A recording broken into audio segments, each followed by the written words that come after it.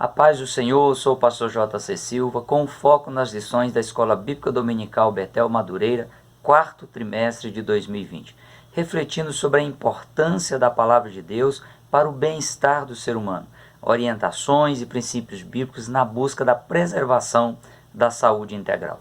Deixe seu like, seus comentários e compartilhe esse vídeo. Ajude esta reflexão bíblica a chegar ainda mais longe. Incentive seus familiares e também os seus amigos a se inscreverem e acionar o sininho para receber aí as notificações. Se possível, diga de onde você está conectado. Hoje o foco é na lição de número 2, os efeitos da salvação na plenitude humana. O texto áureo é 2 Coríntios capítulo 5, versículo 17, que diz: assim que se alguém está em Cristo, nova criatura é. As coisas velhas já passaram e eis que tudo se fez novo. Como verdade aplicada, o pastor Isaqueu Mendes ele observa que quando o homem recebe a Jesus Cristo como seu Salvador, ele inicia a caminhada de restauração em todo o seu ser. O texto de referência é Salmo número 51, versos 1, 2, versos 10, 11, 12 e verso 17, que diz: tem misericórdia de mim, ó Deus, segundo a tua benignidade. Apaga as minhas transgressões, segundo a multidão das tuas misericórdias. Lava-me completamente da minha iniquidade e purifica-me do meu pecado. Cria em mim, ó Deus, um coração puro e renova em mim um espírito reto. Não me lances fora da tua presença e não retires de mim o teu espírito. Torna a dar-me a alegria da tua salvação e sustém-me com um espírito voluntário. Os sacrifícios para Deus são o espírito quebrantado. A um coração quebrantado e contrito não desprezarás, ó Deus. Como ocorre aí na maioria das vezes em que uma pessoa ela concretiza um ato pecaminoso, Davi nem ao menos se lembrou de que haveriam aí consequências trágicas na decisão que tomaria. Simplesmente ele a tomou, concretizou o seu ato pecaminoso ao sair da vontade diretiva de Deus para a sua vida. A situação de angústia na alma em que Davi se encontrava ao compor o poema do Salmo de número 51 é uma situação típica de uma pessoa que às vezes, sem perceber, se deixa ser enganada pelos seus próprios desejos pessoais e adentra aí em situações sem condições emocionais e espirituais de vencer o pecado e acaba se vendo distante ou até mesmo abandonado por Deus. Davi se via perdido, imundo, e clamou de uma maneira muito intensa ao Senhor por salvação. O Salmo 51, além de abordar aí sobre as consequências do pecado, ele traz à tona a possibilidade de restauração àqueles que se arrependem, àqueles que confessam e deixam a prática do pecado em busca de salvação oferecida por Jesus na cruz do Calvário.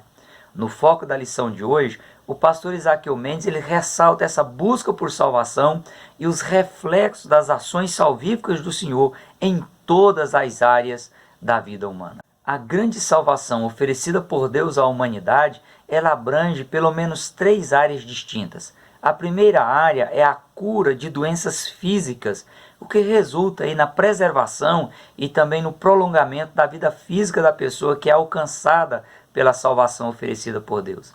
Nesse sentido, a salvação ela pode vir por meio da medicina, por meio da administração de medicamentos e acompanhamento médico, ou também por meio de uma ação sobrenatural de Deus que salva a pessoa da morte ou de ficar debilitada fisicamente e perder a qualidade de vida. A segunda área que abrange a grande salvação oferecida por Deus é a preservação da pessoa em um momento de perigo que possa comprometer a integridade física, moral ou espiritual da pessoa. Nesse caso, a salvação ela pode vir por meio de ações preventivas, por meio de ações de pessoas com conhecimentos especializados ou até mesmo por meio de uma ação sobrenatural de Deus. A terceira área que abrange a grande salvação oferecida por Deus é a restauração e a preservação da vida espiritual.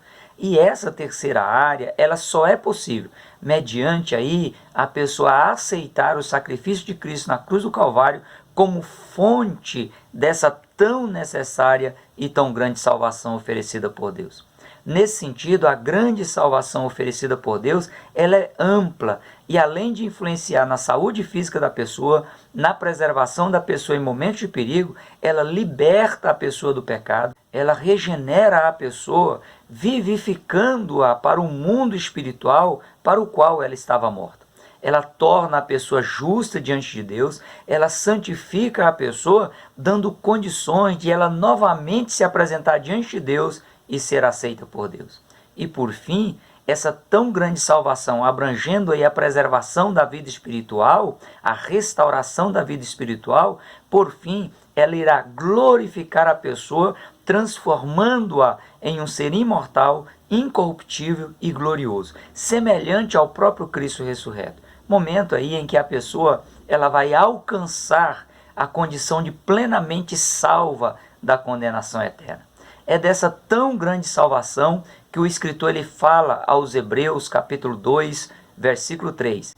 Como escaparemos nós, se não atentarmos para uma tão grande salvação, a qual, começando a ser anunciada pelo Senhor, foi-nos depois confirmada pelos que a ouviram.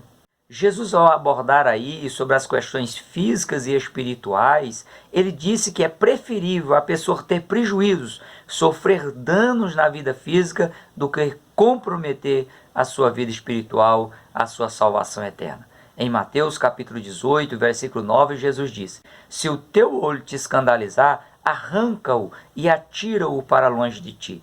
Melhor te é entrar na vida com um só olho do que, tendo 2 olhos, seres lançados no inferno.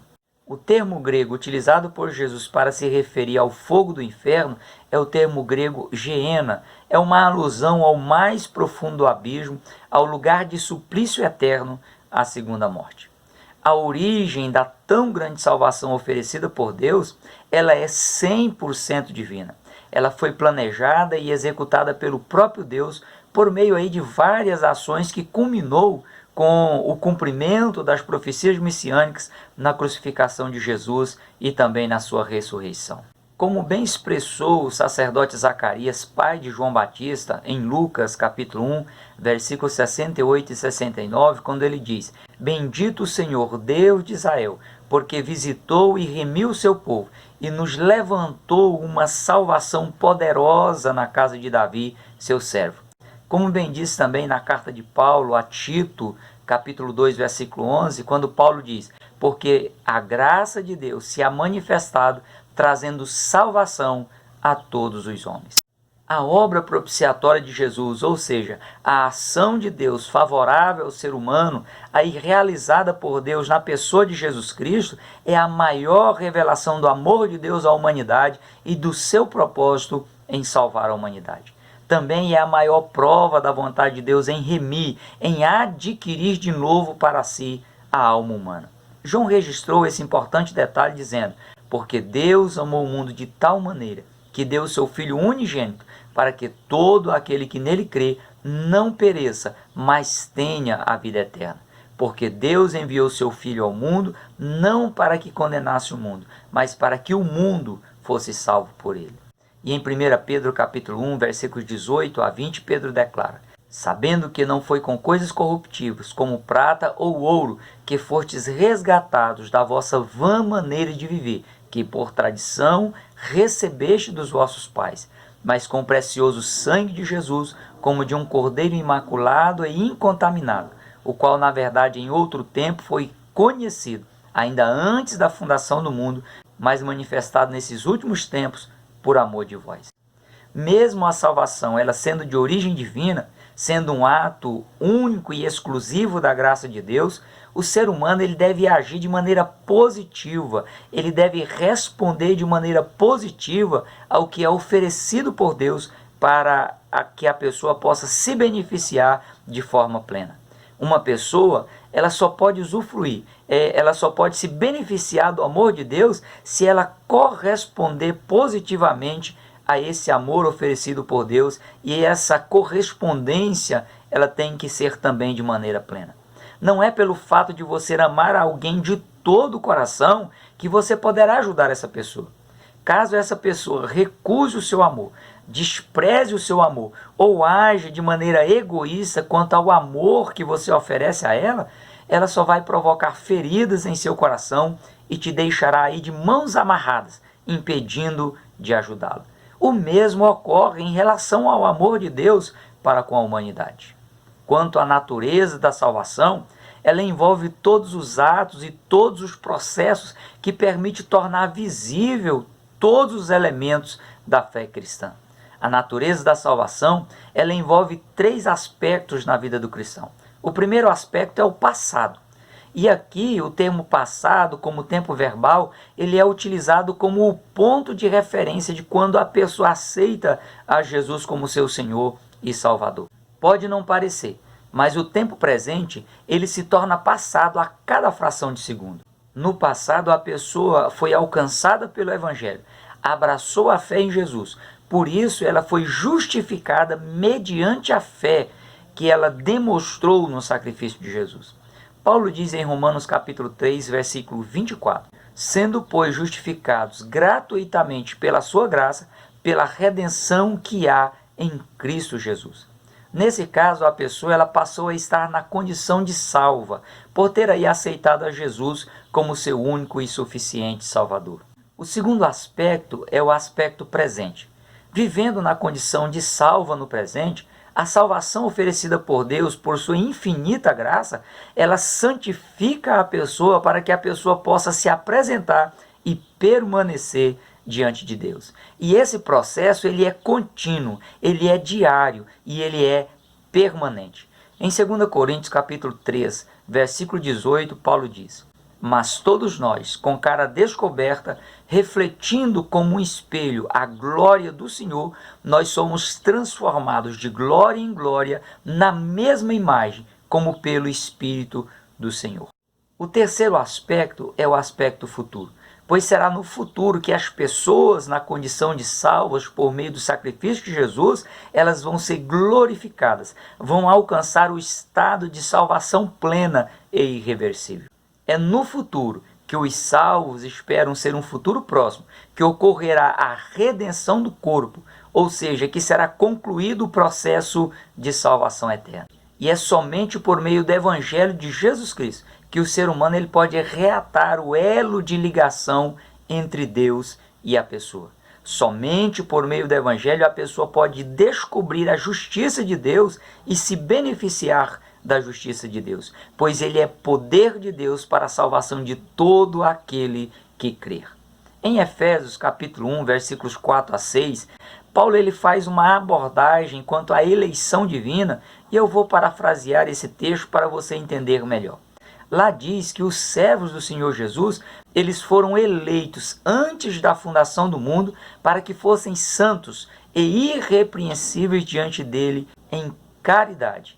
A caridade é o amor cristão em prática, em ação. E continua o texto dizendo que eles foram predestinados a serem filhos adotivos por Jesus Cristo, segundo o beneplácito da vontade de Deus, para louvor e glória da sua graça, pela qual tornou os seus servos e também as suas servas agradáveis a si no amado. Paulo chega a declarar que os cristãos eles foram transformados em herança, havendo sido predestinados conforme o propósito de Deus, que faz todas as coisas segundo o conselho da sua vontade. O apóstolo Pedro ele esclarece que a eleição e a predestinação elas ocorrem segundo a presciência de Deus, ou seja, segundo a capacidade de Deus conhecer todas as coisas de forma perfeita e antecipada. Não que Deus tenha eleito, que Deus tenha escolhido, que Deus tenha predestinado essa ou aquela pessoa para a salvação ou para a condenação eterna, de acordo com as suas preferências pessoais. Mas por conhecer previamente todas as ações, todas as atitudes, todos os comportamentos, decisões, omissões e as não decisões de toda a humanidade. Foi com base nesse conhecimento prévio que Deus escolheu, que Deus elegeu e que Deus predestinou. A eleição e a predestinação elas ocorrem de forma antecipada, antes da fundação do mundo, tendo em vista aí essa capacidade divina de saber qual seria a decisão final das pessoas quanto às questões necessárias para a salvação eterna. A eleição e a predestinação só são possíveis por meio da aceitação do sacrifício de Cristo pela pessoa. E não existe aí qualquer tipo de méritos humanos. A soberania divina, ela coexiste e nunca entra em conflito com o livre-arbítrio do ser humano. A decisão final quanto à salvação sempre será da pessoa. Caso a pessoa abra mão da oferta de salvação oferecida por Deus, Deus não vai obrigar a pessoa a ser salva. No Evangelho de João, capítulo 3, versículos 18 e 19, Jesus chegou a dizer que quem crê nele não é condenado, mas quem não crê já está condenado, porquanto não crê no nome do unigênito Filho de Deus. E a condenação é esta, disse Jesus, que a luz veio ao mundo e os homens amaram mais as trevas do que a luz, porque as suas obras eram más. Mesmo a salvação sendo um ato divino favorável à humanidade, a responsabilidade humana ela não pode e ela não deve ser diminuída. A participação humana na concretização da salvação eterna, ela é uma realidade e ela precisa ser valorizada por cada pessoa. Dentre os vários efeitos que envolvem a salvação da alma humana, a sua restauração plena, está a justificação, o ato de tornar a pessoa justa diante de Deus, mediante o sacrifício de Cristo na cruz do Calvário, que consumou a obra de salvação.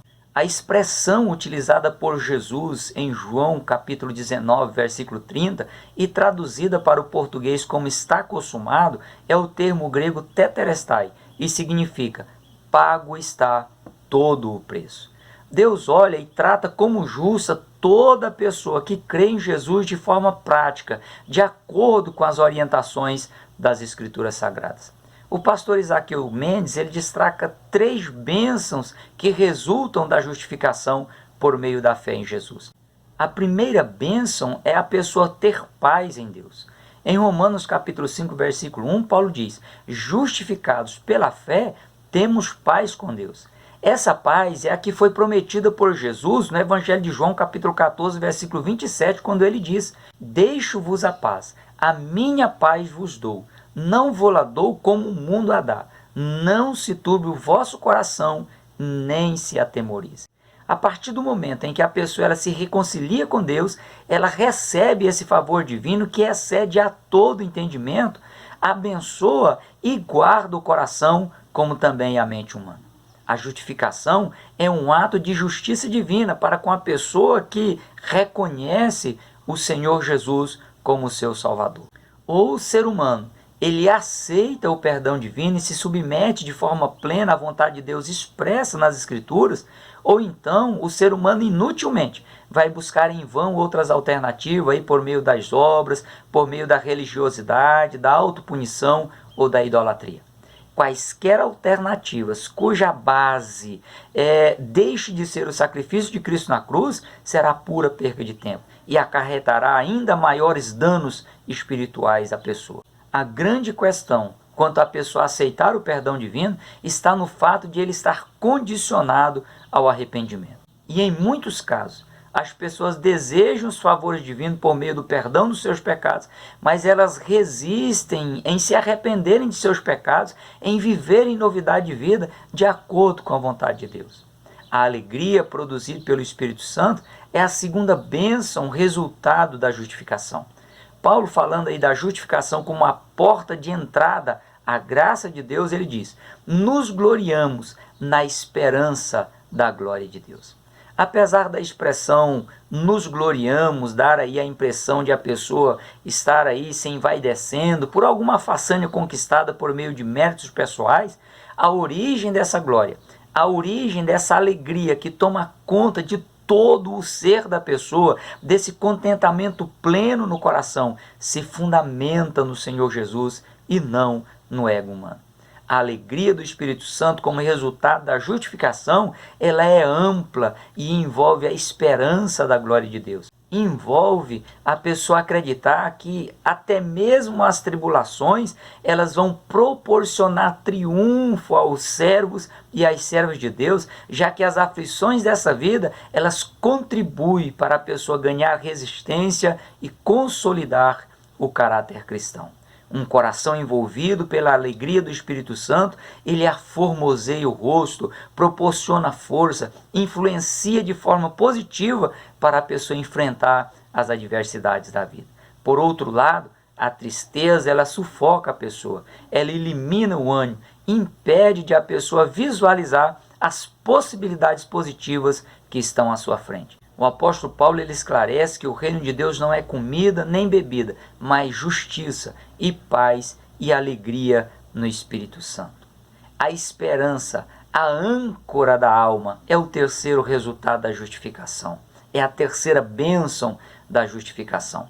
Paulo diz que a esperança ela não produz confusão, ou seja, ela não decepciona, ela não deixa a pessoa envergonhada. Tudo porque essa esperança ela está fundamentada em Deus e também nas promessas de Deus. A esperança do cristão ela vai além da vida física, pois se o cristão esperar em Cristo apenas nessa vida, ele pode se considerar o mais miserável de todos os homens. E mais, a esperança do cristão o leva a compartilhar da glória de Deus. O fato de Deus ser 100% verdadeiro e 100% confiável, seus servos e suas servas podem alimentar, podem sustentar a esperança, pois Ele cumprirá todas as suas promessas de maneira plena. No que depender de Deus, pode ficar tranquilo, porque Ele cumpre o que promete. Para a psicóloga doutora Lília Graziano, a esperança é um sinal de uma boa saúde mental. Segundo ela, a total ausência de esperança é a responsável pela depressão. Faça como sua a oração do salmista quando ele diz: sustenta-me conforme a tua palavra para que viva, e não me deixes envergonhado na minha esperança. Outro efeito de extrema importância da tão grande salvação oferecida por Deus é a bênção da santificação. O termo santificação, tanto no hebraico kodesh quanto no grego hagiasmos, ele está relacionado com uma vida de consagração a Deus, de santificação, de separação para Deus. No Novo Testamento, a ênfase da santificação recai sobre as manifestações de vidas produzidas pelo Espírito Santo. Ou seja, sem a ação do Espírito Santo na pessoa e por meio da salvação, inexiste vida separada, inexiste vida santificada para Deus. O escritor aos Hebreus ele deixa claro que o cristão ele deve buscar a santificação, sem a qual ele nunca verá o Senhor. É uma exigência divina que a pessoa que queira se aproximar de Deus seja santo, pois Deus ele é santo. O ser santo faz parte da natureza divina. Deus é totalmente separado de tudo que é imoral, ou de tudo que provoca males à alma humana, de tudo que é terreno e humano. Buscar a santidade é buscar ter em si a natureza divina, é buscar a perfeição moral absoluta, é buscar ser participante da majestade divina, é ser separado para Deus. A única alternativa para ter acesso a uma vida de santidade é por meio do novo nascimento. Ou seja, a pessoa morre para o pecado e nasce para Deus para viver em novidade de vida. Salomão diz em Eclesiastes número 7, verso 29, que Deus criou o ser humano perfeito, mas ele buscou muitas invenções. A ação humana em desacordo com a vontade de Deus, buscando invenções, buscando realizar os seus desejos egoístas e imperfeitos, é o trágico resultado da natureza humana caída. O pecado ele deformou a imagem e a semelhança de Deus no homem. A queda de Adão e Eva foi a primeira catástrofe que aconteceu na vida humana e a responsável por todas as demais catástrofes na história da humanidade. Homicídio, corrupção, mortes, confusão e toda sorte de coisas ruins só vieram a acontecer na vida animal, vegetal e mineral após o pecado de desobediência cometido por Adão e Eva. Na natureza humana caída, na natureza humana tendente ao pecado, a inclinação humana em pecar e em se desviar da vontade de Deus só acarreta dores aos seres humanos. O pastor Isaqueu Mendes ele ressalta que o ambiente ele se tornou hostil em toda a sua natureza, desde a cadeia alimentar até a convivência das pessoas, tudo se deformou. Por isso as pessoas elas precisam experimentar os efeitos da tão grande salvação oferecida por Deus. A humanidade precisa de Deus, precisa de sua ação para prover o retorno da sua comunhão com Deus, de sua salvação eterna. Somente por meio da fé no perfeito e eterno sacrifício de Jesus na cruz do Calvário é que a pessoa pode voltar a se relacionar com Deus de maneira integral e de maneira sustentável. O conselho do apóstolo Paulo é: como, pois, recebeste o Senhor Jesus Cristo, assim também andai nele, arraigados e edificados nele e confirmados na fé. Assim como fostes ensinados, crescendo em ação de graças, tende cuidado para que ninguém vos faça presa sua por meio de filosofias e vãs sutilezas, segundo a tradição dos homens, segundo os rudimentos deste mundo e não segundo Cristo. Jesus afirmou: eu sou a videira e vós as varas. Quem está em mim e eu nele, este dá muito fruto. Porque sem mim, disse Jesus, nada podeis fazer. Se alguém não estiver em mim, será lançado fora, como a vara, e secará. E os colhem e lançam no fogo e arde. A minha oração é para que o mesmo Deus de paz vos santifique em tudo, todo o vosso espírito e alma e corpo, sejam plenamente conservados, irrepreensíveis para a vinda de nosso Senhor e Salvador Jesus Cristo. Como é santo aquele que te chamou, sede também santo em toda a sua maneira de viver. O bispo Abner Ferreira, falando sobre esses dois textos que eu utilizei aqui como oração a Deus em prol da sua vida, ele lembra que as expressões plenamente conservados, irrepreensíveis e em toda a vossa maneira de viver envolve o relacionamento da pessoa com Deus, os relacionamentos sociais, profissionais, familiares e interpessoais. Envolve também os pensamentos e sentimentos, a vontade e o controle do corpo da pessoa, já que o cristão ele é templo e habitação do Espírito Santo de Deus. A tão grande salvação providenciada por Deus por meio do sacrifício de Jesus é o único meio possível do ser humano se reconciliar com o seu Criador e ter restaurada todas as áreas de sua vida, corpo, alma e espírito. Aproveite a oportunidade para rever o seu relacionamento com Deus e se beneficiar dos efeitos da salvação na plenitude de sua vida. Que Deus em Cristo continue te abençoando, prossiga na paz do Senhor.